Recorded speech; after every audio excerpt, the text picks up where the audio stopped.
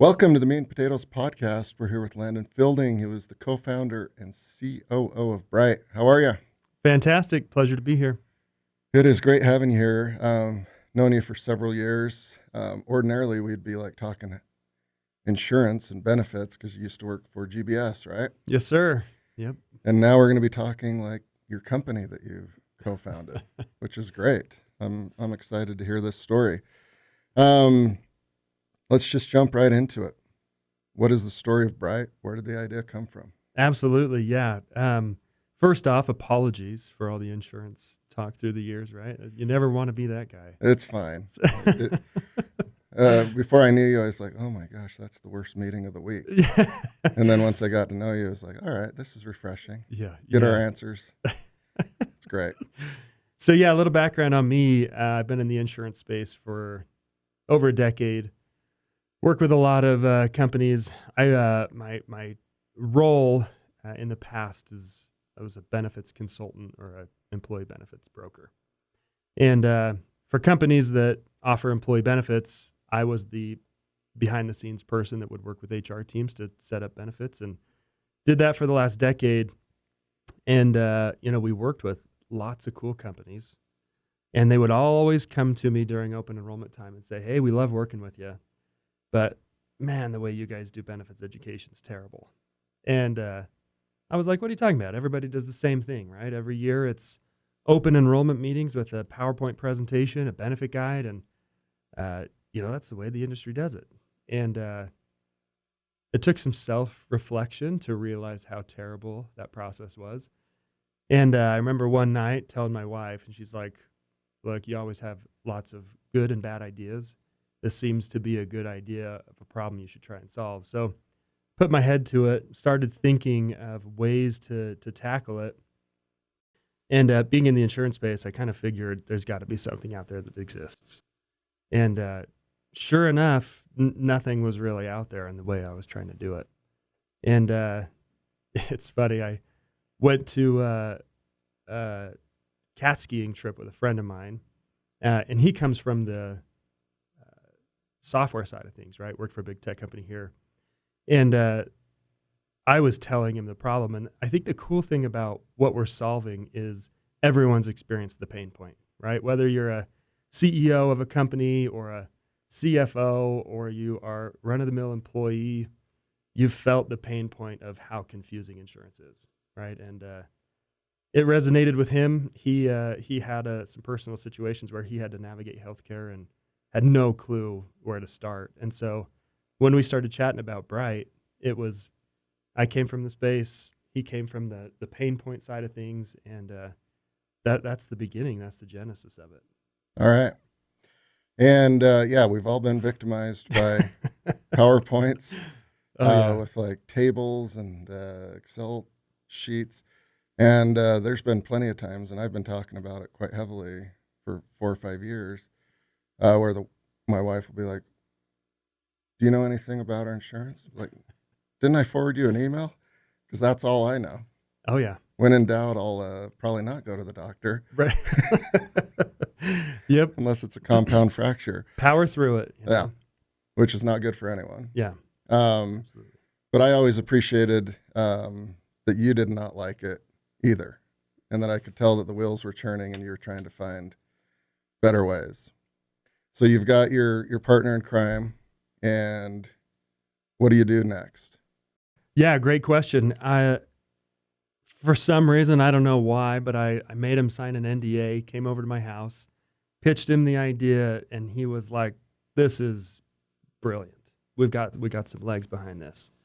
And at that point, we started targeting a couple people that we wanted to work with that knew software, how to build it, and became the moonlighting nights and weekends in the garage, in the basements, just starting to tackle the problem. I started prototyping it out and then hand it over to the rest of the team, and we'd start working through the problems. And it was nice because I had a lot of clients, right, that I worked with that were asking me for, a solution like this. So it was really fun to be able to say, hey, we've got an open door of an audience that's willing to chat with us and talk through what we're building, what we're solving, and a few companies that were brave enough to add it in kind of before we really even had a product. Yeah. So they're kind of the guinea pigs. They were the guinea pigs. Yep. All right. So ultimately, what group of problems did you aim to solve first? Because there's a lot, right? Oh yeah, the problems are endless, and I think that's the cool thing about what we're trying to solve is, you tackle one small problem and it just opens a door after door after door of things that we can accomplish. Because the industry, as we've all experienced, is super cryptic, right? No one really knows what's going on the back ends, but there's so many problems in healthcare that, the core component, everybody can say the same thing, right? I have no idea how my insurance works. And so part of what we're trying to tackle is empowering the people who help companies implement their benefits, right? So the insurance brokers of the world, they don't have tools and resources, right? They've just been kind of doing the same thing for so long that if we can empower and build software for them to enable them to do a better job and educate and do it in a much more scalable way, I think we can make some massive impact. Okay. Yep. So let's just do a weird, fun example. Let's say I win a $10 million lottery tomorrow, and I've had a startup idea in my head for 10 years. So I'm fine seeding it with $5 million. Don't need to worry about fundraising for a minute. I've got to probably do an LLC, find an office theoretically, buy some desks, but then at some point I need insurance and benefits for the employees, right? Mm-hmm. So I'd probably just raise a white flag and give up at that point. Or that's the old model, right? It's the old model. Oh, who do I call, right? Mm-hmm. Let's say it was you a couple of years ago when you were at GBS versus now. Would I be calling you now, or are you guys working with the brokers? I'd still call the brokers, and they'd be using your software and service. Yeah. Okay. You'd still be calling the broker, and hopefully at that point that broker is using Brite to do all their benefits education. So a broker is responsible for three kind of main things, right? They quote and manage the benefit programs on behalf of their clients, which are companies, right? They service and support those employee benefits, right, through the rest of the year. And then the third component really is they educate on those benefits. And as we've all experienced, the education is massively lacking, right? Brokers, I feel like, do a wonderful job quoting and managing and, for the most part, bringing good creative solutions that help target the financial aspects of how expensive benefits are, right? Yeah. But then it's how do you implement, educate, and make those benefits impactful, and that's really what our software does. So with the software that you guys are building, I assume the pain points would be similar for other companies, right? Yeah, absolutely. So I mean, there's so many things that are part of a health plan, right? You have pharmacy, options. You have embedded resources to help people, have pretty bad health, right? Maybe it's diabetes or something along those lines. Yeah. People always see their health plan as, whatever hospital they're going to, right? Yeah. And nobody really knows about all the unique tools that are part of those programs or the resources you have access to, or even apps to download or tools that are included in all of that, right? And so what we do is we try and put all of those valuable tools at the fingertips of the employees in that software. There you go. So whether you need to talk to somebody, right? We're directing people to talk to that person as quickly as possible, right? All the questions that somebody could have, we want to make sure that we can direct them as quickly and efficiently as possible. Gotcha. All right. So signs the NDA, and you've got your team, you're moonlighting, and you've got some advantages in that you've got connections and a network of folks that are willing to be guinea pigs. You guys also recently graduated from one of the best incubators programs in the world, Y Combinator. What was the thought process in applying and then getting in, and then ultimately, what was it like? I love that question. I think a lot of founders kind of go through this experience, right? You've got a good idea, you've got some good traction. Like I think for us and Y Combinator, we were in a slightly different situation than maybe most companies where we had a product, we had traction, we were making revenue, but we kind of had this, I don't want to call it come to Jesus moment, but it was a, are we going to do this or are we going to just keep, pretending that this thing isn't happening, right? Are we going to jump in full force?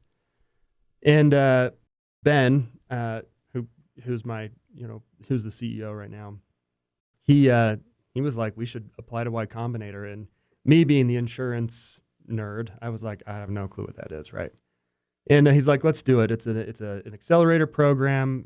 It's a shot in the dark, right? It's really hard to get into. So, what's the harm? What's the foul? And we go through the process and we get in. And it's kind of this jump off moment, right? Of like realizing what the magnitude of Y Combinator is for their companies that get accepted into it. And it was at that point where it was like, everyone's quitting. So there's 4 co-founders of Brite. I'm one of them. And then the 3 guys, they quit. I had a consulting job, right? I had a block of business that I had grown, and I wasn't able to, quite jump off as quickly as I would have wanted to, but they went full force into it. We did, the spring of 21, and it was a phenomenal experience. It was really cool. Yeah. So it's a lot that goes into that, but if you could summarize it, it's 3 months. 3 months, 12 weeks. And it's intense, right? Absolutely. So yeah, quick summary of what it was like and what you guys did and what you accomplished. I think the coolest thing about Y Combinator is it's a huge stamp of approval, right? So you're constantly meeting with people. They have speakers. Everybody's really sharing their experiences of really what they've learned, right? The school of hard knocks of this is what you should do, this is what you shouldn't do. I think for me, my favorite part about it is I think everybody goes in and you've got these amazing advisors, right, who have worked with, hundreds of billion-dollar companies at this point. And it's a little intimidating, right? Their wealth of knowledge is intense.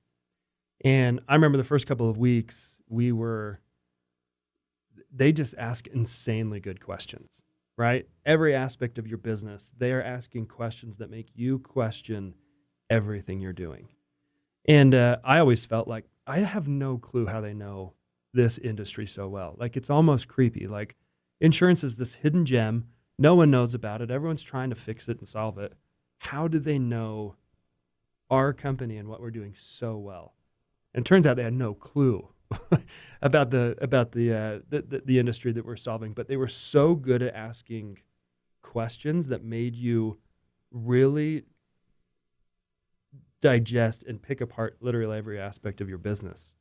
And to me, that was like the summary of Y Combinator was they could make you question and put a magnifying glass on every aspect from pricing to product market fit to how you're launching to what you're trying to solve and what you're trying to do. And at the end of the day, it's a huge confidence booster of like, it's so intense for so long that once you kind of get to the end, you realize, oh man, like we've been challenged in so many different ways. We are so ready and prepared to have the right conversations with the right investors.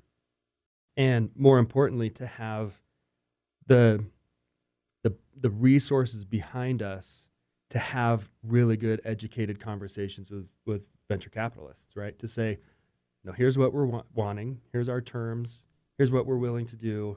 And I mean, to me, that was, I couldn't put a price tag to how valuable that was. Yeah, I can imagine. Yeah, if you're around smart people, whether you're running an Apple cart or an InsurTech or FinTech, they're pretty good at like drilling down and getting the questions. Like, it's pattern recognition for them at that point, right? Mm-hmm. Which is only valuable to you. So like sharpening your teeth, networking like a fiend, it all kind of culminates with demo day, right? Absolutely. How did that go? Demo day was great. It was interesting. So we were the second batch coming, not coming out of COVID. We were right in the middle of COVID, right? And so it was all virtual, and it was all kind of pre-recorded and everything like that. We had raised and kind of closed off most of our seed round prior to demo day anyway. And it was just fascinating. So Ben ran the pitch. They gave us one slide. Here's kind of what we're doing. Here's our traction, some of our customer logos. And that was kind of really it. And the second Ben had finished his pitch, right, on demo day, it was 124 emails that came through of just, hey, we're super interested, let's chat. It was crazy. It was so cool. Like, to think that, like, this little old Utah company that's just been, cranking it out in the basement for I don't know how many months, to have people just interested in talking to us is crazy. It was really, really cool. Yeah, that's amazing. And there's a lot of value in compressing things into a short window. Mm-hmm. It might suck. Yeah. But usually it's well worth it. Yeah. I mean, to be able to take your whole business and what you're trying to solve and say it in 4 words, 1 sentence, is really, really hard. Yeah. So. Yeah. So it sounds like things are going your way. Anytime you can get 124 emails saying we're interested. But you guys still need to block and tackle and execute, right? So absolutely. Out of Y Combinator, because it's, for the most part, you guys are all kind of first-time entrepreneurs. Is that correct? Absolutely. Yep.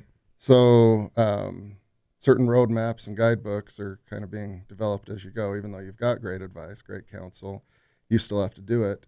What were your guys' plans after Y Combinator, and what did you work on?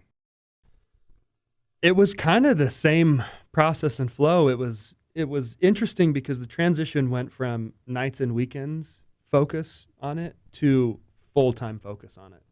So we used the money to just provide a little bit of a security blanket for us, right? Where between the 4 of us, there's 12 kids, right? Typical Utah, founder stories, right? And so, our wives would have killed us if we jumped ship, with nothing other than, what we were trying to work on. So it provided a huge security blanket to say, okay, now that we're full-time, let's see what us full-time really looks like. And from that point, it was just crazy growth. And the cool thing about it is, I think people benefit for a long time about the stamp of approval of Y Combinator. But for us, we had been in conversations with prospects for 6 months. And they're like, yeah, cool. Okay, great. Tell us when you got some traction. And the second we let people know we were on Y Combinator, it was like, send us your contract. Let's get these things going. So for us, it was really cool to see, okay, here's where we're going. And I would say we're an insanely conservative company. Like, a lot of companies come out and say, okay, we got to hire. And I think we hired 2 people a month after Y Combinator, and we just kind of sat on it.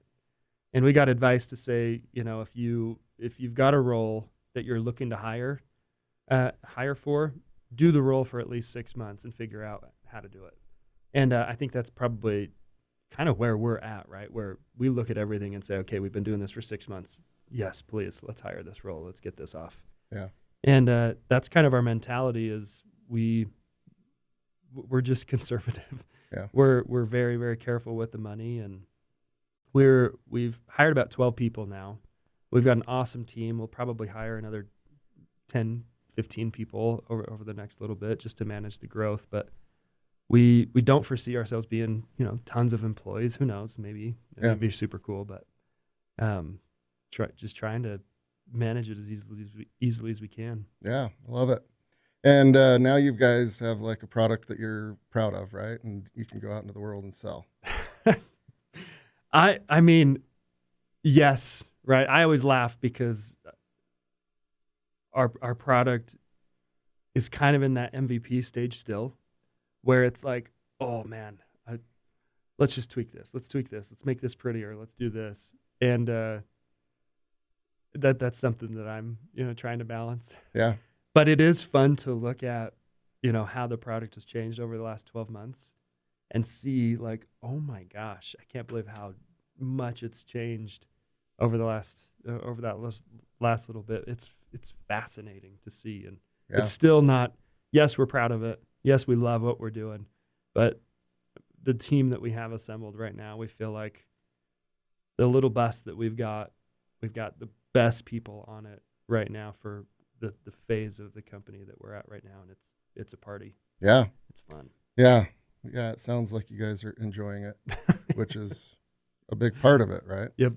Because if you don't enjoy it, well, for some people, it doesn't matter how much money is involved, right? Yeah. Just misery and not quite worth it. All right. So as you move into like new sales channels where you might not have the connection or the network, how do you guys do sales? How do those go? How do you guys onboard your customers? Yeah, great question. So one of it's a kind of a funny story. Me being from the insurance world, right? We target the people that you would use the product, right? Yeah. And we had a guy I'd known him for years, and he was at a massive brokerage out on the East Coast, and I was like, oh, I know him. I'll reach out, pitch to him, and this should get at least a foot in the door. And one of the best conversations ever. Pitch the product, pitch it to his team. We're feeling awesome about it. It's like, oh my gosh, this is gonna be a huge jump off point, huge contract to land. And I get a text from him right after that says, dude, I want to come sell for you guys. Oh. And I was like, what? No, we got to sell this deal first. And he's like, no, like I got to come work for you guys. Like this would be an absolute blast. And we hired him about a month ago. And he's phenomenal. The insurance industry is just really, really incestuous. The insurance carriers, the reps that are at insurance carriers tend to get picked off by the insurance brokers, and they become brokers themselves, right? Because they know how the industry works, they can build a block of business, et cetera, right? So everybody knows everybody. And, they always say the degrees of separation from Kevin Bacon. Yeah. Utah, we're like 1 degree of separation from everybody and anybody here. It's almost the same exact way in the insurance world. And so what opens one door from a sales standpoint, from a relationship, opens 10 to 15 more doors. Yeah. And so for us, from a selling standpoint, what's cool is if we get in with one insurance broker, they typically have 40 to 60 clients that they manage, right? And because our solution's really, really scalable on that aspect, the insurance brokers really become our sales force. So we don't have to have a big sales team. We just have to have the right people in those spots to then go sell inside those markets, and it tends to spread like wildfire. Yeah. You're getting a little insider baseball that's pretty valuable to know, right? Yeah, absolutely. That is great. So what have been a few assumptions about being a founder that you had before that are incorrect now that you've been in the battle for a year and a half? Oh my gosh, that's such a good question to ask. Being a founder, no one talks about the chaos.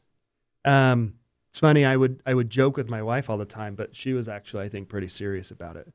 She would always ask me what version of Landon is she getting today? And the peaks and the troughs are hourly, I think, right? It's, you're at the top of the mountains thinking that you've solved the world's problems, and then 13 minutes later you're at the bottom questioning everything that you've done. And that's the biggest thing, right? It's a dirty job. Yeah. And it takes creativity constantly. It takes endurance, and I think more than anything, you kind of have to be a little bit crazy, I think, right? There's your next day is not necessarily given, or you don't know what's going to happen, and every contract, every win is amazing, and every day is just up and down like crazy. So my wife would always tease me, what version are you getting? And I could never tell her. So I was like, oh, I'm great, and she'd be like, oh, is it a good day today? It's not okay? Why don't you go, chill out by yourself, have some time alone, come back when you're ready. Yeah. So that's one of the cool things about it. I would say I've loved it just from I didn't even know this world existed, right? Of it just is absolutely different every single day, and to me that makes it so much fun. It's an in-depth. I'm a payroll person. I'm an HR person. I'm a relationship manager. I'm a sales guy. I'm a terrible developer.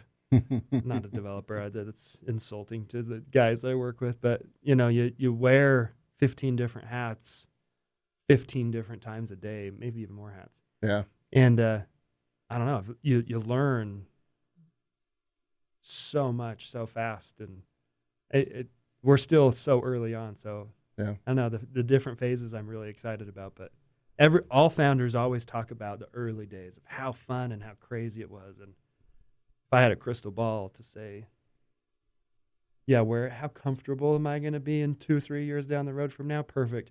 Yes, let me enjoy this early time right now. So, yeah. Yeah. Well, if you'd ever do find that crystal ball, you I'll share it. Sell that. Yeah, there we go. Very cool. Well, this is fun and exciting, and this is great because I knew the Landon before, and now the entrepreneur Landon, and it's fun to watch. And so congratulations to you and your team on all your success, Y Combinator, and then obviously building out a great product and a great team. And we look forward to having this conversation again, maybe in a year. Absolutely. See what that crystal ball is showing you. There we go. Cool. Yeah. Thank you so much. Thank you.